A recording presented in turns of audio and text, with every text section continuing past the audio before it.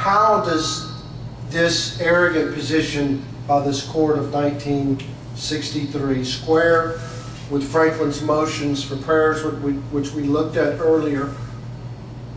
But we didn't look at this, where he cites as an argument to advance his motion for prayer. He cites Psalms 127. He says, we have been advised, sir, in the sacred writings that except the Lord build the house, they labor in vain that build it. In his motion for prayers in the Constitutional Convention for God to intervene, to give us a constitution with his wisdom that would sustain America, he cites the Bible and says, unless the Lord build it, it's in vain. How does that square with these decisions of the last 50 years? And what about this statement from John Adams in his inaugural address, where he says, I wish to patronize every rational effort to encourage schools, colleges, universities, academies, every institution for the propagation of knowledge, virtue, and religion as the only means for preserving our Constitution. Not one of the means, not helpful, the only means for preserving our Constitution. How do these views square with the court's interpretation of the First Amendment? Well, maybe we should take one more look at the letter which started it all.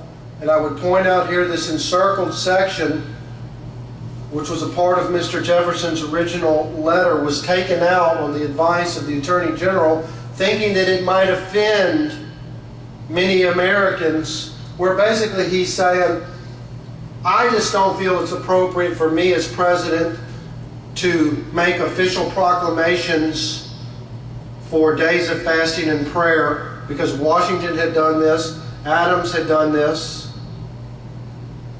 And he doesn't mention Washington or Adams. He tries to say, or was going to say, perhaps ill-advisedly, that this takes place over in England, where the head of government is also the legal head of a national church. Then on second thought, he's saying, well, that's going too far. I'm not going to say that. I'm going to take that out. But this section, thus building a wall of separation between church and state, I would argue was meant to explain and lead into this deleted section, and that's why this was misunderstood and taken out of context. All he was ever saying between separation church and state is that perhaps the president shouldn't proclaim days of fasting and prayer. But that was withdrawn. Also supporting this interpretation or explanation is Jefferson's statement in his inaugural delivered March 4th, 1805, where he said, in matters of religion, I have considered that its free exercise is placed by the Constitution independent of the powers of the general government. I have therefore left them, as the Constitution found them, under the direction and discipline of state or church authorities. This public proclamation, delivered 3 years after the Danbury letter,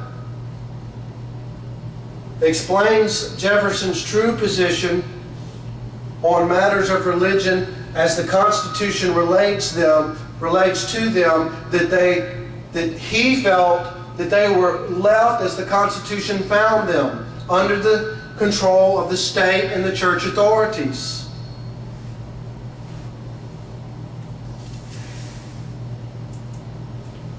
The 10th Amendment to the Constitution says the powers not delegated to the United States by the Constitution, nor prohibited by it to the states or reserved to the states respectively, or to the people.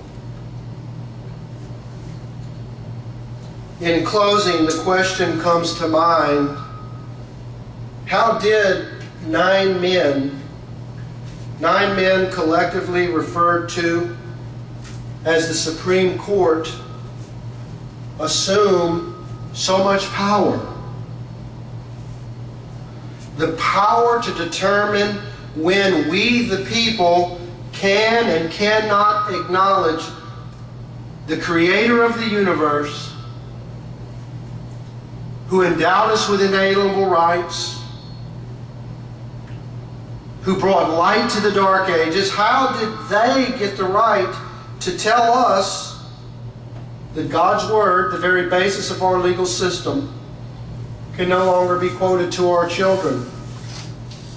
How did they assume the power to force us to teach our children the only explanation for life is a theory of evolution?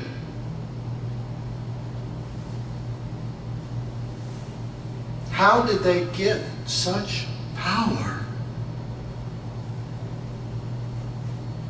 The answer is surprisingly simple. We, the people, have surrendered it. The right of sovereignty, the right of people to govern themselves, our most sacred gift, was handed down to us from our ancestors, who received it, they say, from God Himself, and they made it abundantly clear. This proposition is not hidden or obscure, but front and center in the writings which represent our history, our intellectual property. Our ancestors already gave the full measure to procure these freedoms for us. They can't come back and give it again. It is up to us. Should we deem ourselves worthy? Should we deem the God who brought light to the dark ages, freedom to the oppressed, and liberty to America, to take back these freedoms? Thank you.